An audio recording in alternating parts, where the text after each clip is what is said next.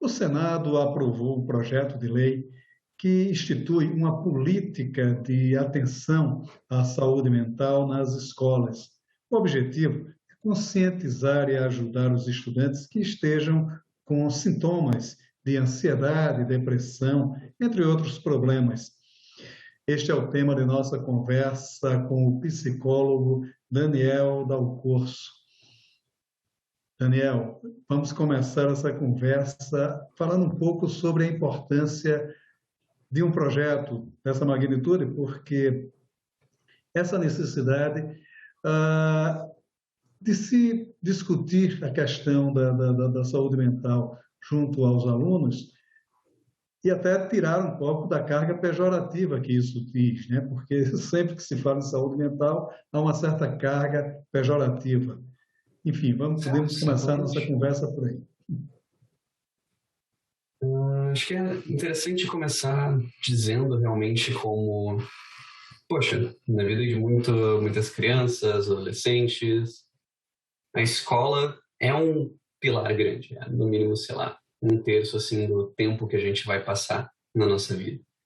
E, poxa, realmente é uma oportunidade muito grande de ajudar a fomentar uma relação melhor com as suas emoções, com os seus pensamentos, melhorar a inteligência emocional, coisas assim.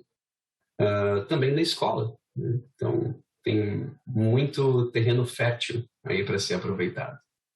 E acho que sobre esse assunto que tu trouxe, Maurício, desse tabu de conversar sobre problemas emocionais, poxa, com certeza.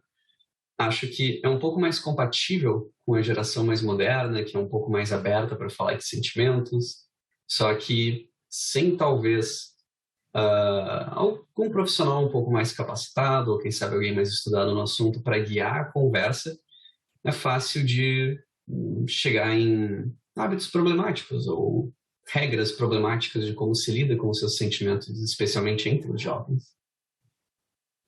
Que são muito complexos, né? Porque a carga de bullying que ele sofre, por exemplo, que é um fenômeno, não é um fenômeno, digamos assim, moderno ou atual, já é um fenômeno bem conhecido, mas que veio a ser debatido mais recentemente e que esse debate promoveu um certo combate à questão como o bullying.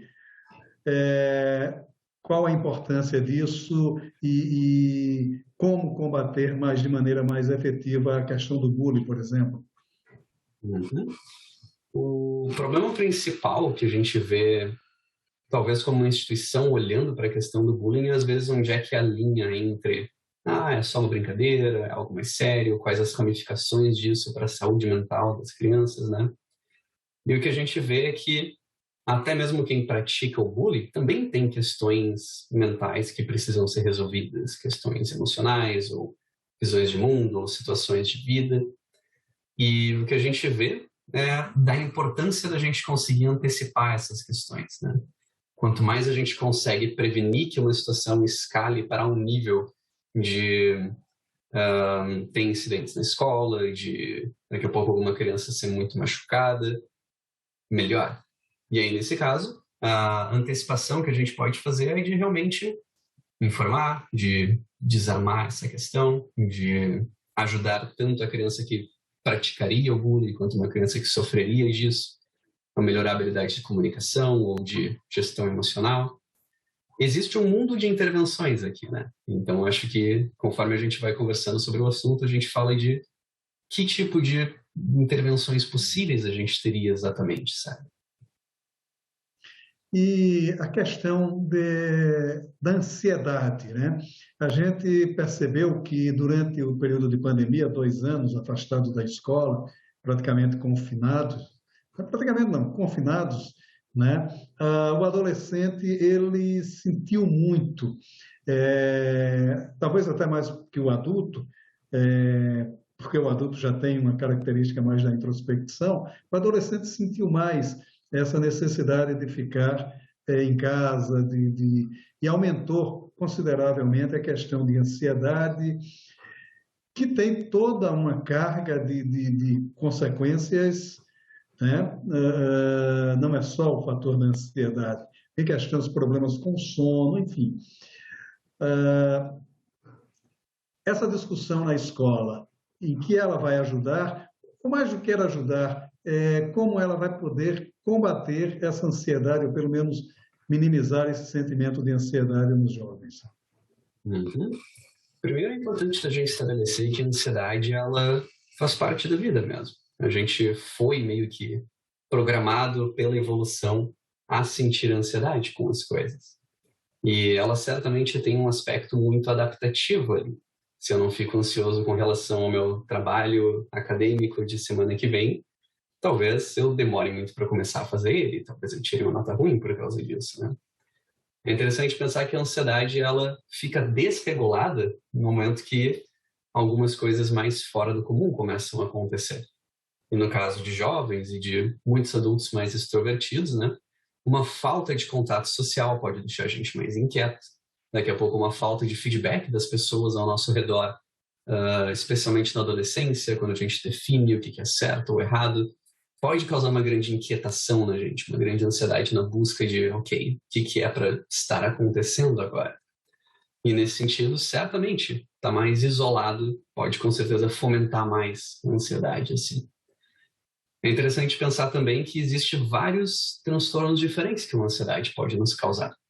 A gente pode ter fobias conforme a gente foge de certas questões na vida. A gente pode ter fobia social, por exemplo, conforme interação com outras pessoas se torna algo que frequentemente nos causa ansiedade e a gente foge desse tipo de coisa.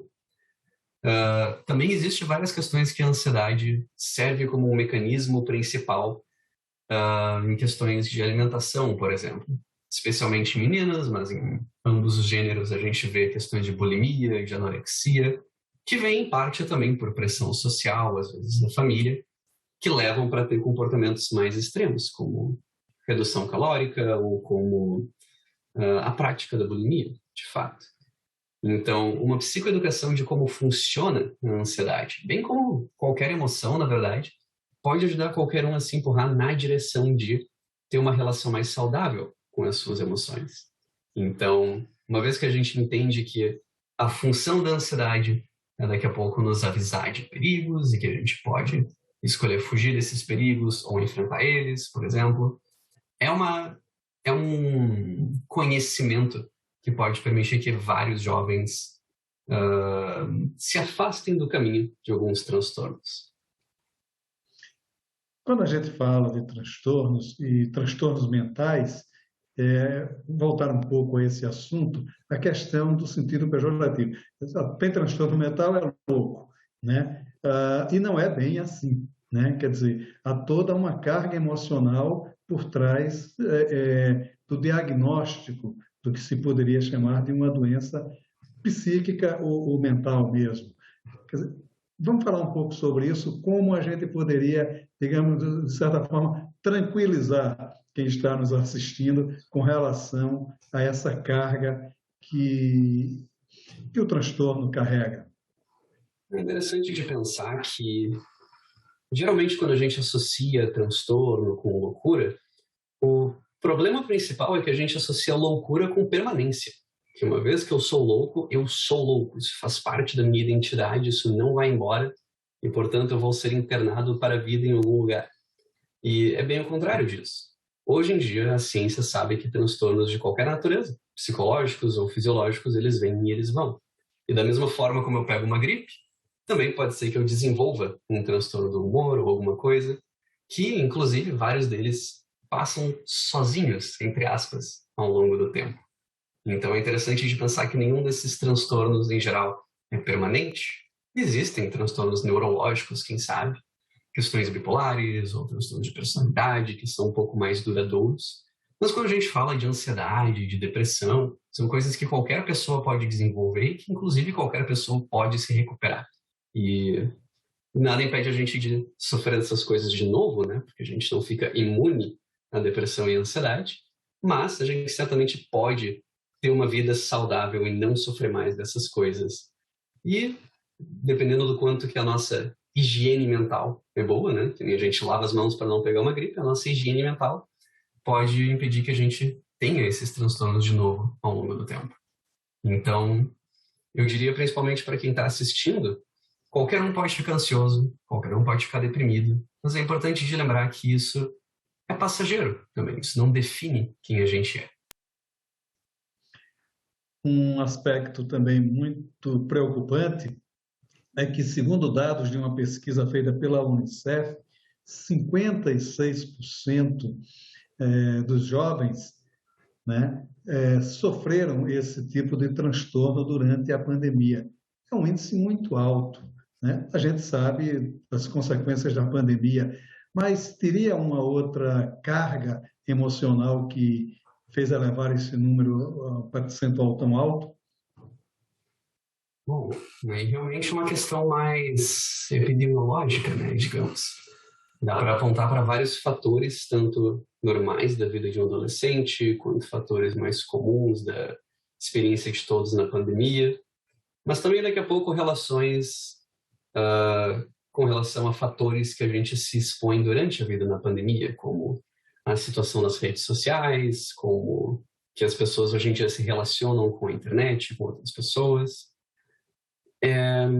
Também dá para falar sobre a falta de acesso à informação, de como é que a gente cuida bem da nossa saúde mental, que pode fomentar hábitos problemáticos, como a desregulação de sono, como poucos limites entre o estudo home office e o lazer e coisas assim. Então, dá para apontar para vários fatores, mas eu não estou capacitado para dizer daqui a pouco quais que seriam os mais importantes aqui.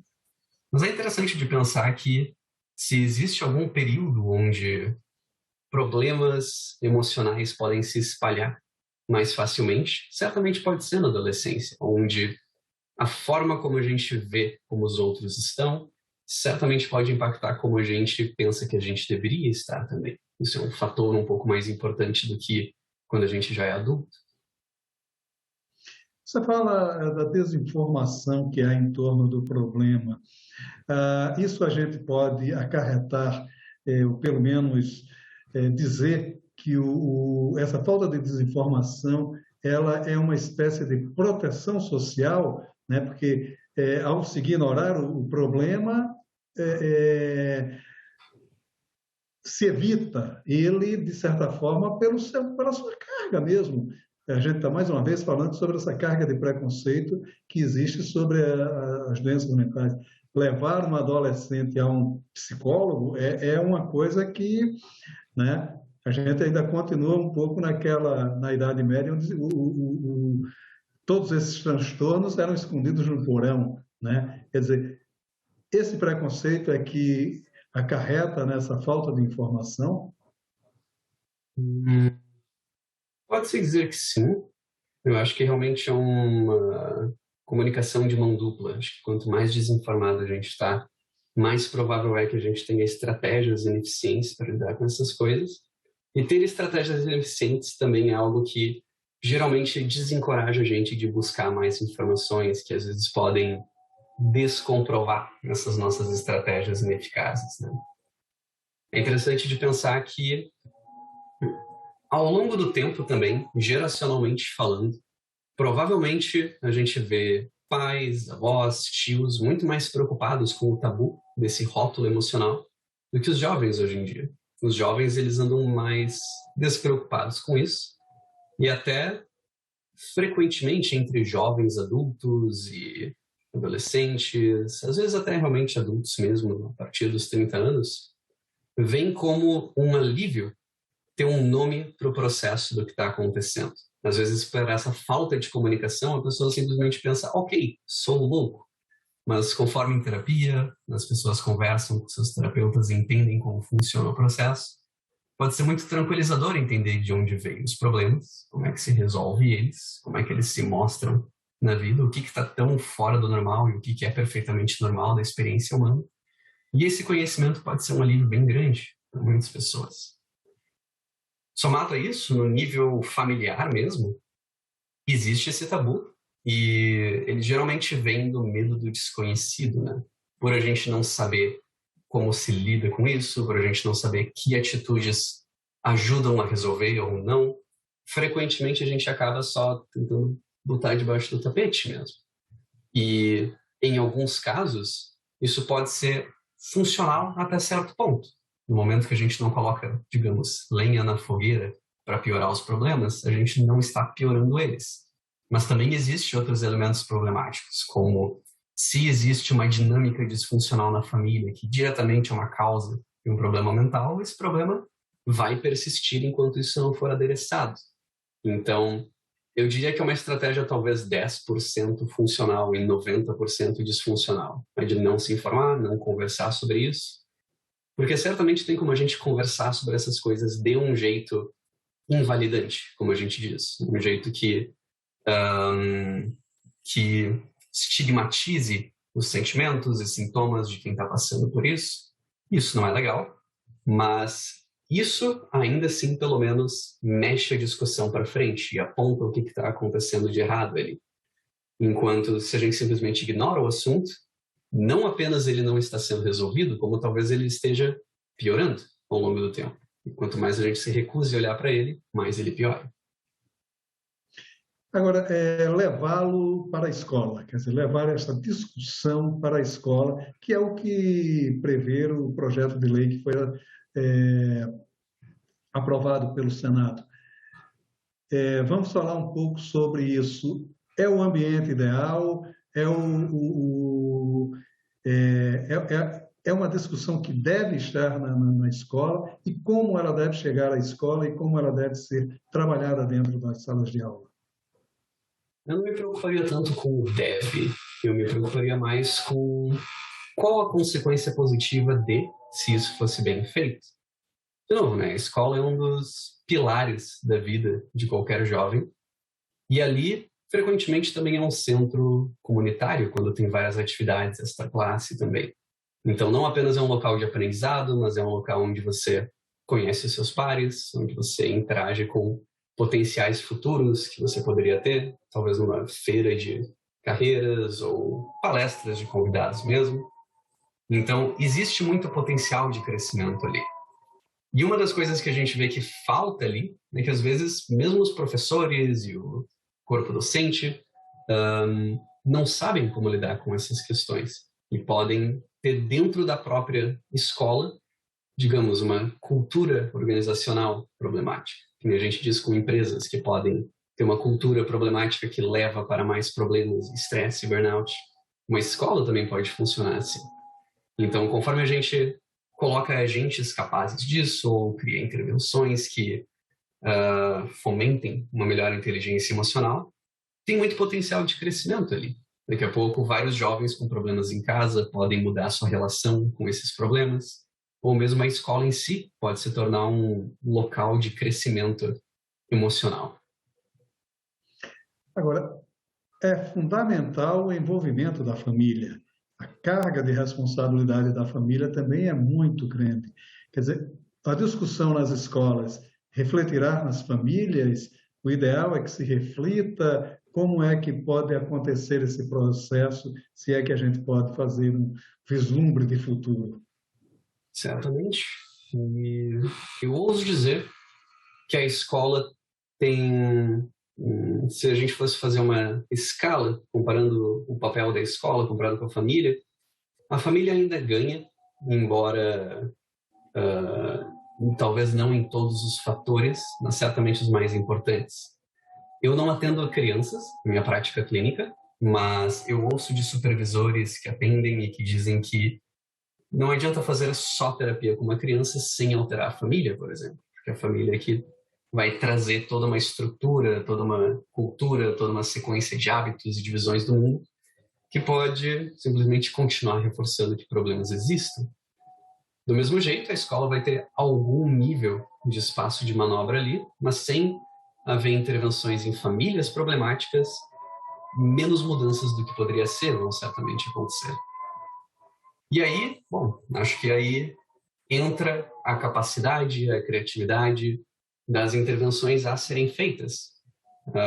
Algumas podem ser mais voltadas para os alunos, algumas podem ser mais abertas para as famílias, mas é certo que nenhuma intervenção vai ser completa por si só. Então é interessante da gente pensar que a gente pode ter aulas para os alunos, mas também reuniões com professores, mas também aulas com palestrantes, ou quem sabe oficinas de treinamentos de habilidades.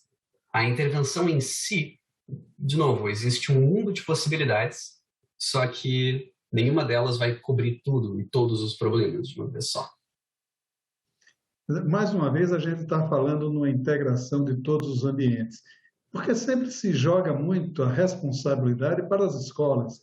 Se o aluno tem que ler, ele tem que ler na escola. Se o aluno tem que estudar, ele tem que estudar na escola. Se ele tem que se comportar, ele se comporta na escola. É a escola que vai dar esses ensinamentos. E agora, mais uma carga para a escola, que é essa discussão das doenças mentais, né? que é mais uma doença de questão de sensibilidades, né?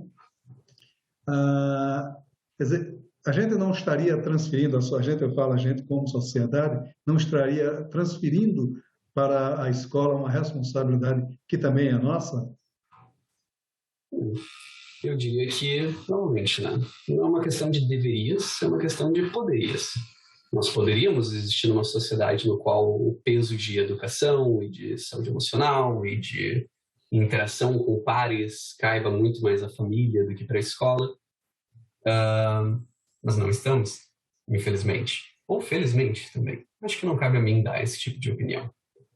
Dito isso, a realidade é, no momento, a escola tem a função de tornar bons cidadãos, né? Então, a gente aprende matemática, não necessariamente porque a gente vai usar álgebra na nossa vida, mas porque o raciocínio lógico pode nos ajudar quando formos adultos, se tivermos nossas contas para pagar ou decisões econômicas grandes para a gente pensar.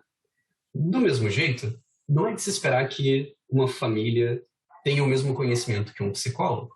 Se, pensando como um pai, se eu pudesse garantir que na escola o meu filho teria uma educação de qualidade a respeito das suas emoções, especialmente num nível que eu não seria capaz de passar, talvez seja um serviço que eu estivesse feliz em contar.